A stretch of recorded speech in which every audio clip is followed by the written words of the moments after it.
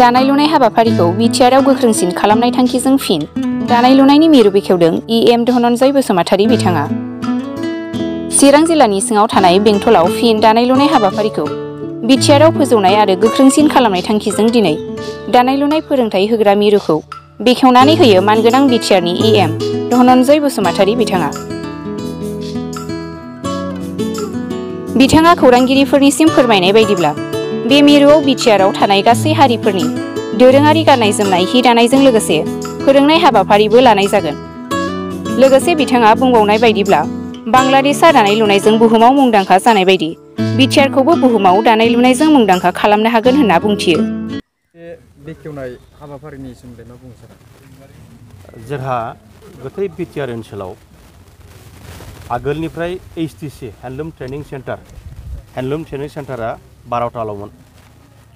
बेखौ जोङो थांनाय इसि मिटिङाव पास खालामना लाबाय। 12थाजों जानाय नङा, 16था खालामनांगोन होननानै जोङो बिटिआर ओनसोलाव 16था जायगायाव जोङो हेन्डलुम ट्रेनिं सेन्टारखौ गायसननो लाहार फाहार खालामदों आरो बेखौ लानानैनो जोङो एबार फाइनान्सियेलि बाजेटआव जों बेखौ हमनाय जाखाजोब्बाय। गासै बिटिआरआव टटेल 16था जासिगोन। बियो मडेल एस्टिमेट जागोन। जोङो 50 लाखमोन, मथा मथि बे एसे ओरै जाहैबाय।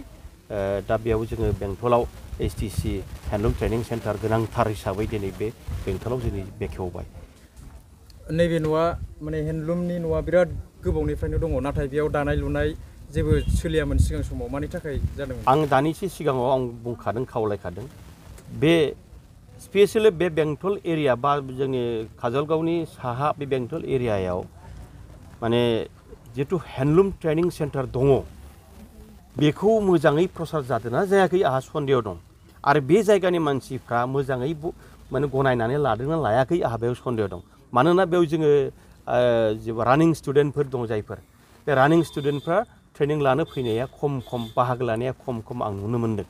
बेनिखायनो आं खावलायगोनसो बे ओनसोलनि मानसिफोरखौ, बेजोंबो जे इयुन दानो हायो, बेजोंबो जे भबिष्यत लामाया दङ, बेखौ बिथांमोना साननानै लानानै बे एचटिसि हेन्डलुम ट्रेनिं सेन्टाराव फैनानै बाहागो लाफैब्ला गावनि रोंगौथिखौ लानो हागोन। आरो एबार ओरैबायदि जाबावबाय जोंहा, जिहेथु सिगांनि दिनफ्राव गासिबो माने एचटिसियानो जा एचटिआइआनो जा हेन्डलुम ट्रेनिं इनस्टिटिउटआनो जा हेन्डलुम ट्रेनिं सेन्टारानो जा गासिबो एसामिस मिडियामजों जायोमोन।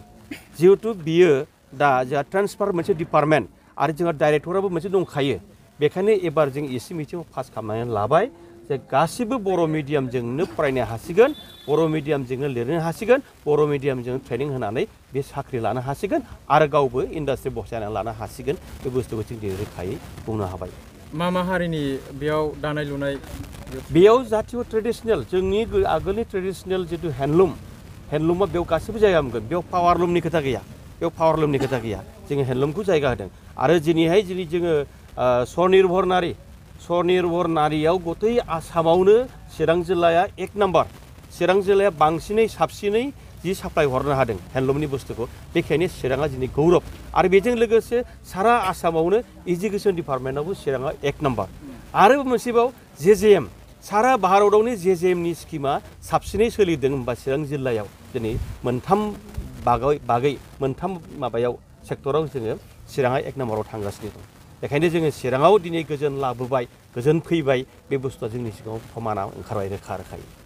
आखाइजों दानायनि अनगायैबो टेकनिकेल मेसिनफोरजों बानायनाय जागोन नामा बेयाव? ना, बेयावथ' जों जिहेथु एसे एडभान्स जानांगौ, दानि टेक्न'लजिया एसे एडभान्स जानांगौ। बेनिखायनो जों बेयाव जेकार्ड होनाय जादों। जेकार्डजों दायोब्ला एसे एडभान्स जायो, साबसिनबो जायो, फिनिशिंआबो मोजांसिन जायो। बेखायनो जों जेकार्डनि बेब'स्था खालामनाय जादों। बेयाव खिन्थु पावारलुमनि जेबो बुस्थु गैया। आरो जोङो जिहेथु बाहेरा देशनिफ्राय जेनेबा बेंगलनिफ्रायनो बा गुबुन हादोरनिफ्रायनो जा दिनै जोंनि जायगायाव माने पावारलुमनि माखासे बुस्थुखौ साप्लाय होनो नागिरदोंमोन। जों बेखौ अलरेडि बन्द' खालामदों। डिसिफोरनो जा डाइरेक्सन होखानाय दङ, अलरेडि बिसोरो माने माजे चेकआप खालामो। जोंनि समाजाव दानाय लुनाया जोबलांनो थांगासिनो दं, माखासे कालसारा। बेफोरनि थाखाय मा राहा लागोन? ना, बेखायनो जोङो माजे जोङो एवारनेसखौ अलरेडि लागासिनो दं। आरो एवारनेसआ बिराद प्रयजन। जों जुदि जोंनि आखाइजों दानाय बुस्थुखौ जुदि जों कमार्शियेल मेथडआव जुदि खामानि मावाब्ला जों खिन्थु साक्सेस जानो हाया। गावनि थाखायल' गामसा नांगौ, गावनि थाखायल' दख'ना नांगौ होननानै दायोब्ला बे खिन्थु जानाय नङा। बेखौ जोङो माने बेबसाय भित्तियाव कमार्शियेल मेथडआव जों खामानिखौ मावनानै लानांगोन अब्लानो जोङो सारा माने ओनसोलाव जों साप्लाय होनो हागोन दिनैहाय स्पेसियेलि जों बांलादेशखौ बुंनांगोन बांलादेशआ दिनैहाय माने सारा पृथिबियावनो मोनसे मोजां जायगा लाना थांदों रेडिमेड गार्मेन्ट्स बिसोरो ओरैबायदि माने जि दिहुनो दा बांलादेशआ बिराद गोजौ थाखोआव फैबाय गतिके जोंनि एरियायावबो मानो हाया जों बेखायनो बुंदों जोंनि एरियायावबो जोङो बांलादेशनि बायदि आरो बिसोरनिफ्राय साबसिन बुस्थु दानानै जोङो गुबुनफोरनो साप्लाय होनो हाब्लानो बे साक्सेस जागोन। Thank you sir.